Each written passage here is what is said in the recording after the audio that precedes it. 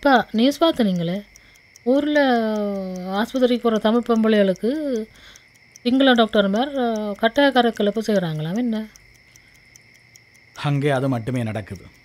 இன்னும் எவ்வளவு அநியாயம் நடக்குது. அவங்கள் ஒன்றும் விடாமல் எல்லாத்தையும் அழிக்க வேணும் என்று நிற்கிறாங்க.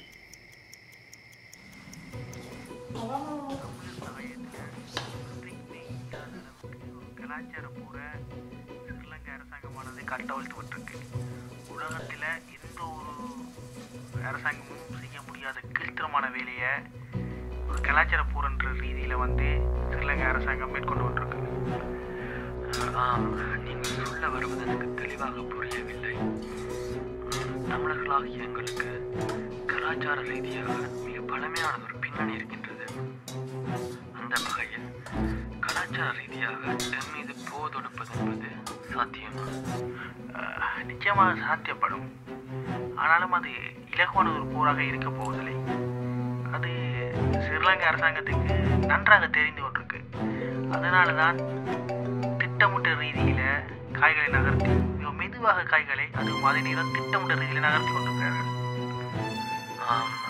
அதை பற்றி கொஞ்சம் விளக்கம்.